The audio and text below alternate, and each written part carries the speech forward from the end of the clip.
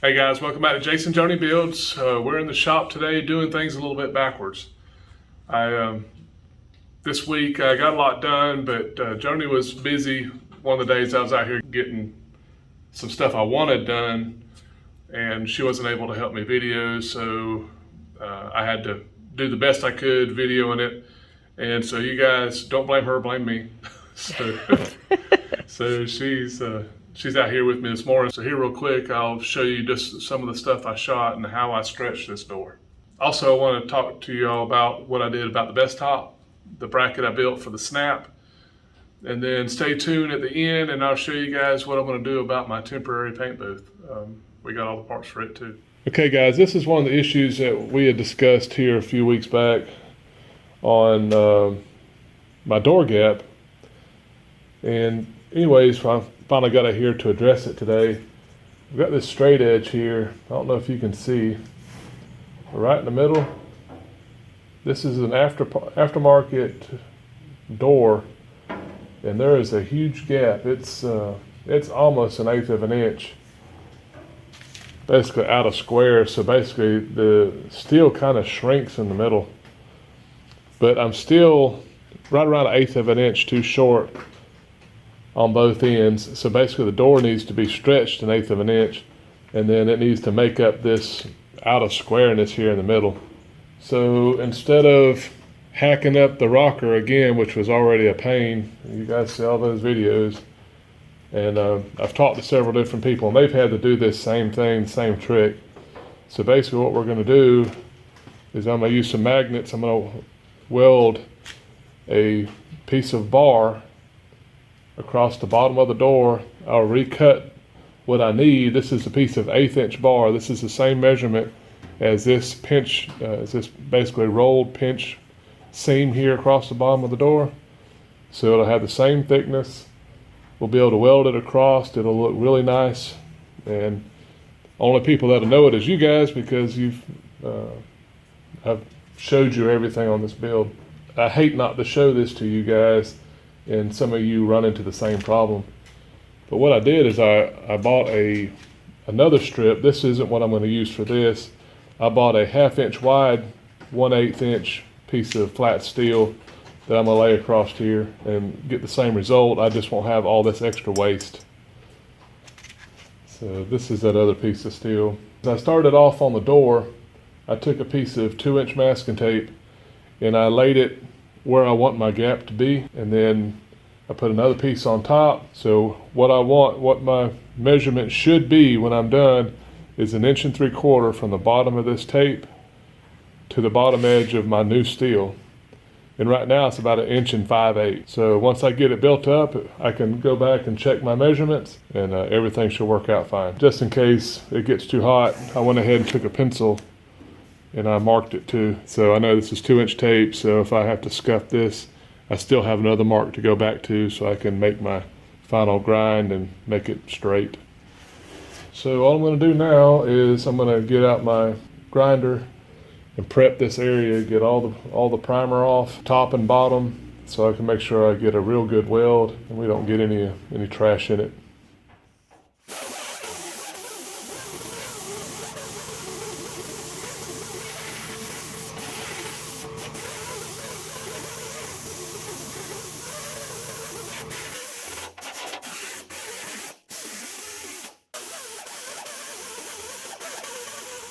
Got the seam all prepped, all the paint's removed, it's ground all along the edge here. So what I'll do now is flip the door back over and we'll use my magnets and get that piece tacked on there.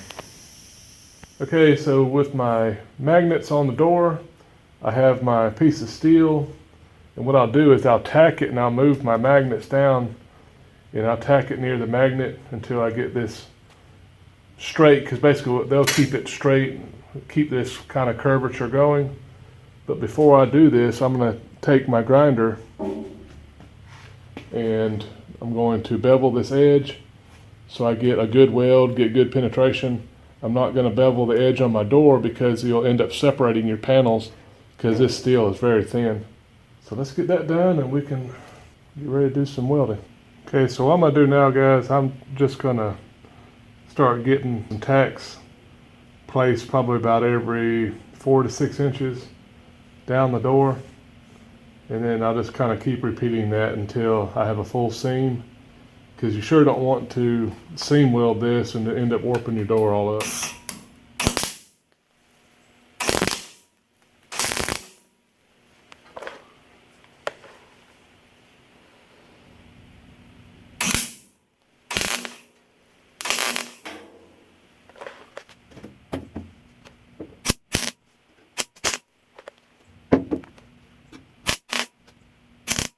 It's still spot welding, guys. You can tell how I just start stacking them up. Just get closer and closer. Okay,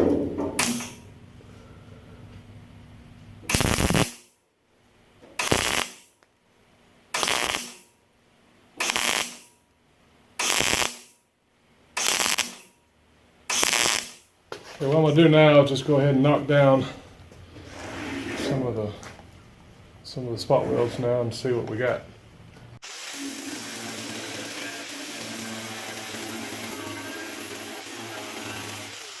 Okay, so now you can see I've got this thing welded. It's all ground down.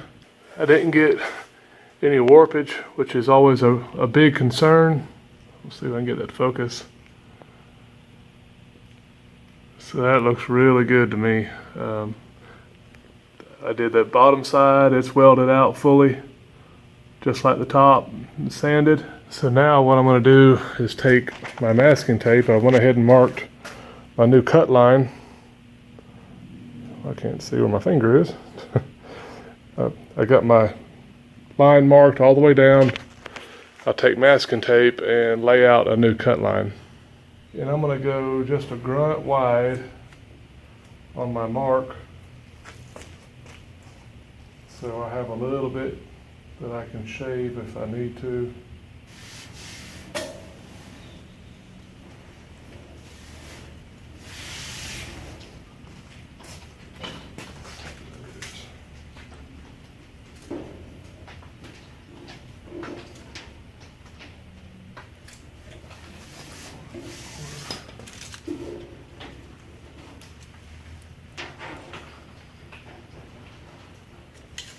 I know that kind of looks like it runs away a little bit.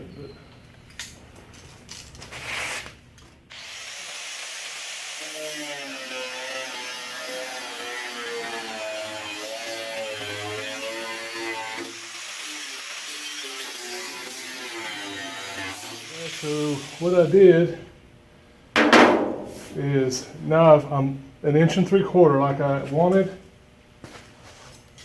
I've got 1/8 of an inch added basically to the width, the length of the door, or width, whatever you want to call it.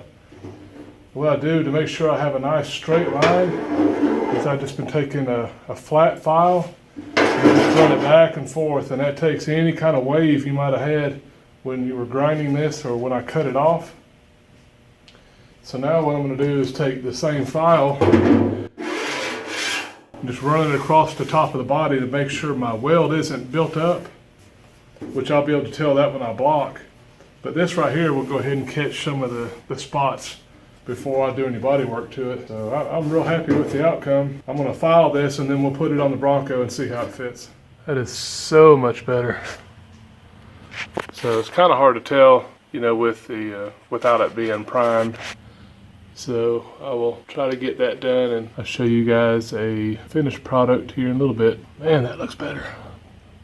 That was about 3 hours worth of work, but well worth the time.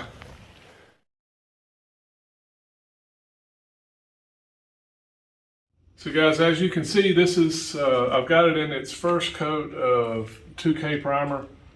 You know, we epoxy primed it first, and now we're starting with our Nason Select Prime 2K primer.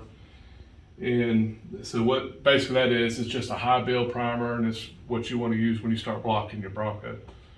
So I've done my preliminary body work. I've got this sprayed, and as you can tell right now, it's really close already. There's a small wave in it right in here, which I'll work out. But I'm really happy with how this is looking now. This is looking how I want it. My gaps here at the door are looking good, and don't know how many of you guys have experienced this, but this transition here is just the weirdest transition. It's part of a Bronco. I don't really understand why they did it this way, because it's a two-piece panel here. It's a single-piece door with a radius. So without filler and all kind of crazy stuff, and I'm just not going to do it. It's, you see people do it, they look fine like this. If you want like the perfect Barrett Jackson lines, you're really going to have to work all this, and to me it's just, I'm not going to do that. But anyways, all my lines everywhere else is looking really good. So hopefully what I showed you guys, and if you run into this same issue, how to fix it. Because these rockers are a pain. These aftermarket parts are never just perfect. Because this one, as I showed you in the video, had that swell. It wasn't truly square across the bottom. So there you go. Let's move on over here. This is the little bracket I built for the soft top. I just used a piece of 1/8 inch steel. It's 1 inch wide. It fits right in the track like it's supposed to. It's nice and stiff. So now I don't have to drill my, drill into the window frame. And also the fabric portion wanted to be back a little bit further, like here on top of the drip edge. So I'm gonna flip this back over and I'll show you guys what I'm talking about. That looks so much better, guys. It's like holding it at a better angle. So what I'll probably end up doing is putting a little piece of weather stripping right in here. Because you gotta remember, these things are fabric, they leak anyways. They have little leaks, little air leaks, all that kind of stuff. But just maybe to help kind of protect that in there just a little bit. But that looks so much better. So basically, I showed you guys what it looked like, bare metal and how it went on the Bronco. So, but I didn't tell you, I just used a rivet, and I riveted the snap to the steel here. But as you can see in the video, it fits very well. And I like that better. What do you think, Johnny? Before, that snap is supposed to be here, and it pulled that over, and now what it does is it just keeps that piece right there. Yeah, I think I like that much better. Yeah, so now I don't have to have my snap in my window frame here. All right, so lastly, let me show you guys about my paint booth that we're about to build. So as you guys can see down here, I've got an armored truck sitting in the floor. And if you've tried to buy lumber lately, you understand what I mean. This stuff is high. So my plan is I went in there and I drew a 19 feet by 12 feet wide booth. It's gonna be temporary. And basically it's gonna start here at the center of my shop and go back towards the door. I'm just gonna use plastic. I'll line it all in plastic. But what I've been collecting different things over the last year, basically, such as this door. This door was something I took out of our other detached garage. It's a small 24-inch door. So that'll be great. And I can put it down here on my fan end. So as the air is being drawn across, it's closest to the fan so I don't draw any mess into my paint booth. And then show them these lights, Joni. I was on Facebook Marketplace. I got all 11 lights, bulbs, and everything. They all work for 80 bucks. So I can have 11 lights inside this booth, so I'll be able to really light it up. And when I'm done, I'll just put them back on Marketplace and sell them. So the other thing is the lumber. It's not just a waste of lumber, because we're actually going to do an addition to our house, just a small room above our garage in the next 6 months or so. So when the Bronco's done, I'm just going to take this lumber and transfer it to the house. So I'm kind of getting two purposes with this same lumber. So the way I've got it drawn, I can leave most of it to length and just screw it together. When I get done, I'll take the screws out, take it to the house, and we'll use it there when we start doing that renovation. Just trying to be frugal. So anyways, this is what's coming soon, and still moving forward. So hope you guys Have a great new year. Hope you have a good start to the new year. We'll be back. So thanks for tuning in. You guys take care. Bye.